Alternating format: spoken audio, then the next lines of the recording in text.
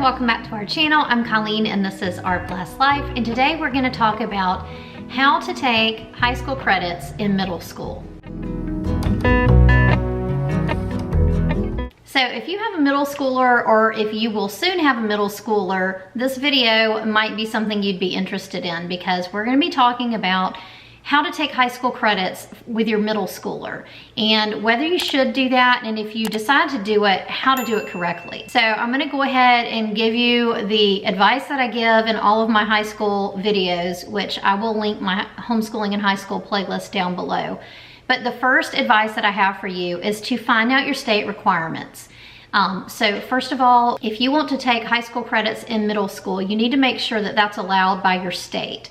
In most states, it's allowed either in 7th and 8th grade or only in 8th grade. So you need to make sure that your state does allow it before you do it. The other thing that I want you to go ahead and check is to make sure that you know what your high school graduation requirements are for your state. And I want you to go one step beyond that, and I want you to look at several of your local colleges, your like state colleges, and find out what their admissions requirements are. Because many times you'll find that to graduate high school is not quite as much as what it is to get into state colleges. So you want to make sure that if your student is college bound, that you are preparing for what the college is looking for, not necessarily just the minimum needed to graduate high school in your state. So once we get those things handled and taken care of, now we can move into the tips that I have for you on how to take high school credits in middle school.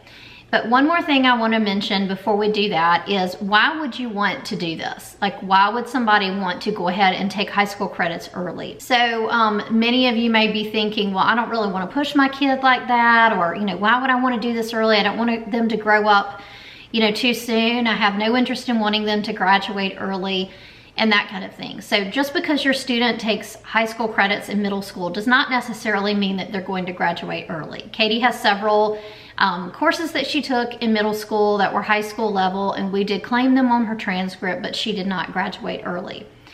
So graduating early and doing high school credits in middle school, they don't necessarily have to go hand in hand together. However, they can if that's the way you plan it. But one of the reasons that you might want to do this is, especially if you were involved in a co-op or some other type of class like that, where you are taking a class that is a high school level class using high school level materials, and you just don't want to leave a credit on the table. So maybe, for example, it's an elective like logic that you probably won't take again in high school because your student took it in 8th grade, and it is a high school level class using high school level curriculum. There's just really no reason not to go ahead and give high school credit for that class. All right, so let's go ahead and talk about 7 tips that I have for you with regard to taking high school credits in middle school. So first thing that you need to do, like I said before, is make sure it's possible in your state. So not every state allows it. Most states do. Almost every state will allow 8th graders to take high school classes, and some states will allow 7th and 8th graders to take high school classes. So I'm in the state of South Carolina. We were allowed to take high school credits as early as 7th grade. So the second tip that I have for you is to make sure that the class itself qualifies as high school level. So here I'm not talking about the curriculum, I'm talking about the actual class. So for example, pre-algebra is typically considered to be a middle school level class, a prerequisite for high school math. High school math generally starts with algebra. So if your 8th grader takes algebra, then that definitely can be counted as a high school credit. However, a middle school student taking pre-algebra, that is not going to be considered something where you would give a high school credit. So the class itself does make a difference. So we want to make sure that the class is going to be a class that would typically be taken in high school in order to give a high school credit. Tip 3 is that in addition to making sure that the class is high school level, we also need to make sure that the curriculum is high school level. Now, we're going to determine this based on what the manufacturer says about it.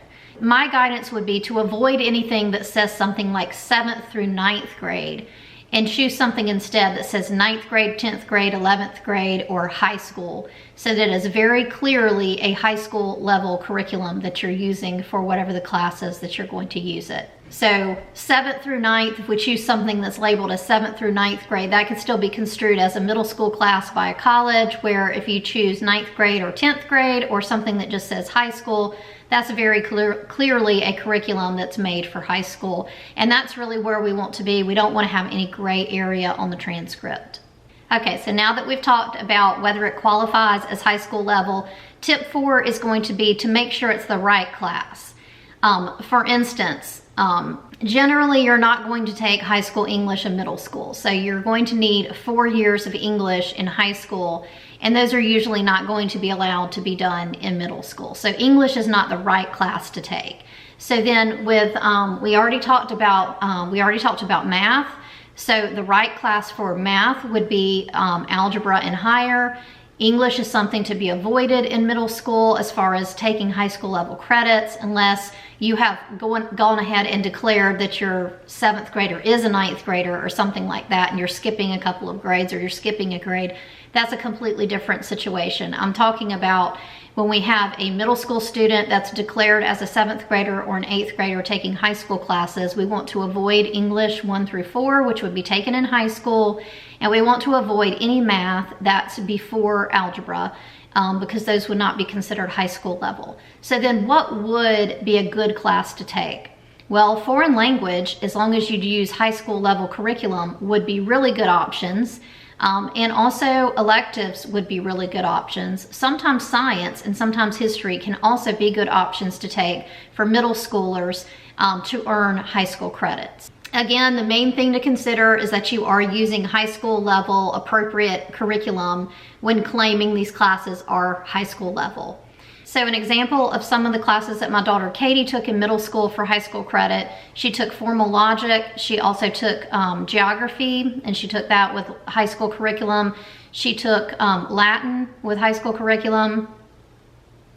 She did a few others too. Those are just some that I remember off the top of my head. So foreign language, geography, and then some of the other electives that you could take. Those are all really good choices to take. And geography would be classified as history on the transcript. Tip number 5 is to make sure that your student is ready for high school level work. And that really should probably have been tip number 1. Before we go ahead and start putting our kids into high school level classes when they're in middle school, we want to make sure they're ready for the work. And one of the things that we can do here is also look at subjects where they excel and subjects where maybe they don't excel. So for instance, if your student really struggles in math, then math is probably not the area to push ahead into high school subjects. But if they're very good at reading and history and things like that, then maybe going ahead and taking some history classes in middle school might be a great idea for them. Or if they're very strong in foreign languages, that might be a good idea. But we want to make sure that our student is ready, because high school classes, they're at a higher difficulty level than middle school, and they also require more work. So they're definitely going to be harder than a typical middle school class. We need to think honestly about this. Is our student ready before we pursue this? Tip number 6 is that if you can, combine your students. So another good way to take high school classes in middle school is by combining your younger student into a class with an older student in your family. So for instance, if you have an 8th grader and a 9th grader, or 7th grader and a 9th grader, and your 9th grader needs to do geography for a high school credit, and you feel like your 7th or 8th grader is also going to be able to do that, like it's not going to be too hard for them, then you can combine them both into the same geography class, and you can give them both a high school credit for geography upon completion of the class. Sometimes you can do that and not think as specifically on grade level, like geography is a 9th grade course like that, but it's a high school course that my 8th grader is ready for. And it just allows you to make your homeschool and high school a little bit more simple, especially if you have multiple students who are close in age. So you could allow them to take maybe a foreign language class together, and it just kind of allows you to knock out one class for 2 students if your younger student is ready. My last tip for you is to make sure that you keep a transcript as well as course descriptions for all classes that you do in middle school for high school credit. So I will link my transcript video below. I do have a video on how to create a transcript. It does have a free template associated with that. So I will link that up top and down below in the description box. But if you are doing high school credits in middle school, this is the time that you start your high school transcript, because anything that's considered as part of your student's high school experience goes on the transcript.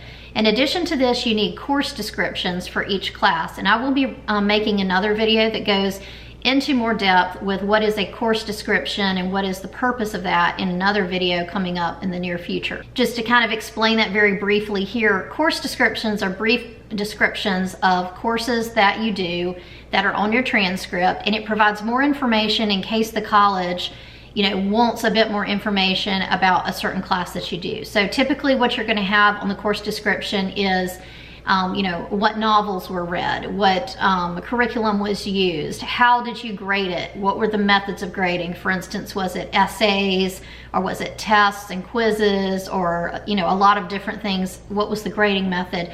Who did the grading? Was it a co-op teacher, or was it you as the parent that did the grading? And then you also want to have all materials and things that were used in the course. If it's a science lab course, you want to make sure that you list all of the science labs. If it's an English course, you want to make sure that you list all of the novels that were read, or all of the plays that were read. And so this is a very important part of your high school transcript. It doesn't necessarily go on the transcript, but it is, it kind of works together with your transcript to create the whole picture of what your student's high school experience looked like. So again, I will be going into more detail about course descriptions in a future video. So I hope this video was helpful for you with the 7 tips that I shared about getting started with high school credits in middle school. Please let me know in the comments below if you have any questions about any of this. And please share this video and give it a like if you found it helpful and you think that it might be helpful for a friend as well. Thanks for being here today, friend, and I will see you soon. Bye. Golden.